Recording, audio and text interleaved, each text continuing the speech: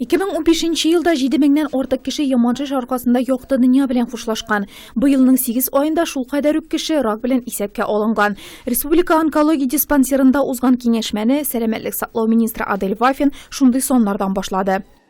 Четвертый год мы проводим диспансеризацию определенных групп взрослого населения.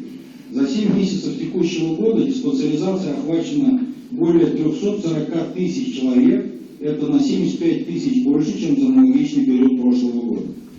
Выявляемость новообразований в рамках диспансеризации по сравнению с прошлым годом возросла в 1,6 раза.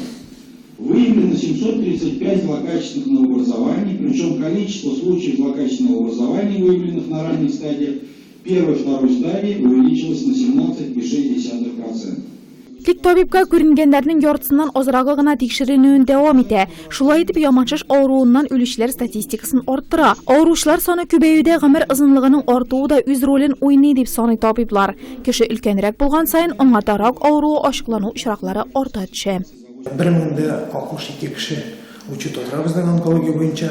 Анардан енді мына биыл 2016 yılda 150 kişi учетқа алынды. Бик зур әйбер, бик зур файда диспансеризация бар біздің. Потому что диспансеризация бүрек маңыз, килегез, потому что бүтін реактивлар бар, дарулар бар, обследованиялар бар, ұялып тұрған тегер, күркірген тегер, келерге керек.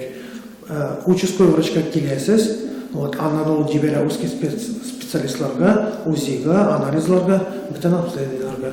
Ekologik tırış, tuğlanu tertibi, yaşayı rövüşü, naşar gadetler, yamançış ağruğun getirip çıkarışı faktorlarının bir neşesi. Əminə anı diyaloq üçün birinci şiratda vaqtında bizge көрінірге kerekli tabiplar. Şul şaqda ızın hem sələmədi qəmər keçirüge ümid etib bola. Gün sayın Tataristan Respublikasında 40 kişide yamançış ağruğu açıklana 20 kişi raktan ölüp gide.